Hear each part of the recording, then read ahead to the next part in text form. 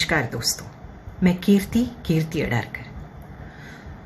Lockdown को आज 47 दिन हो गए हैं। 25 मार्च से हम लोग अपने अपने घरों में हैं। जब लॉकडाउन शुरू हुआ था तो उस वक्त मुझे लगा था कि मेरे पास बहुत समय होगा, मैं ये करूँगी वो करूँगी, किताबें पढ़ूँगी, मूवीज़ देखूँगी। मगर जैसे जैसे घर के काम शुरू हो गए तो उन कामों के बीच मेरे पास तो बिल्कुल समय ही नहीं रहा। मैं छावा किताब पढ़ रही हूँ, वो अभी भी पढ़ ही रही हूँ। बीच में फिर कुछ स्क्रिप्ट्स पढ़े हैं, वो भी पढ़ रही हूँ। एक कॉन्सेप्ट लिख रही हूँ, वो भी लिख ही रही हूँ।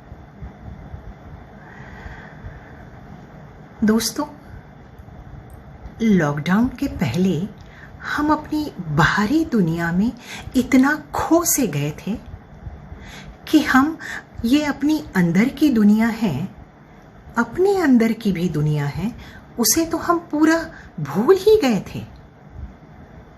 नहीं, हम उसकी दुनिया को भी भूल गए थे। अच्छा है, लॉकडाउन ने ये हमें सब कुछ याद दिलाया। नहीं, सुना है नदियों के पानी का और हवा का प्रदूषण लेवल बहुत ज़्यादा कम हो गया है। बहुत अच्छी बात है। मुंबई जैसे शहर में शांति का अनुभव हो रहा है।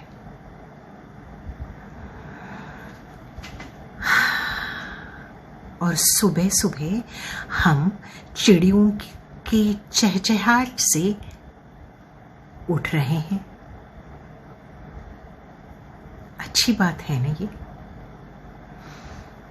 हाँ, फिर कोई लोग ये भी कहेंगे कि बहुत ज़्यादा फाइनेंशियल क्राइसिस या बहुत ज़्यादा पैसे की तंगी होगी, जैसे कि काम बंद पड़े हैं। मगर आपने ये भी देखा होगा कि पिछले 1 महीने में हम लोगों के खर्चे भी बहुत ज़्यादा कम हुए हैं। हम सब जो कुछ बहुत ज़्यादा आवश्यक है उसी को ले रहे हैं। तो every penny saved is Penney earn. जितना हम फजूल खर्ची नहीं कर रहे हैं उतना हम कमा ही रहे हैं ना। और लॉकडाउन के बाद भी हमें ऐसा ही करना पड़ेगा।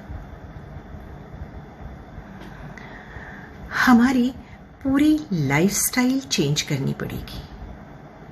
ये मास्क, ग्लव्स, सोशल डिस्टेंसिंग या छोटी छोटी बातें जैसे बाहर से आने के बाद हाथ पैर वगैरह धोना, आपको याद है पहले दादाजी नानाजी के घर आप सब लोग ये करते होंगे कि बाहर से आने के बाद अरे पहले हाथ मुंह धो फिर घर के अंदर आओ।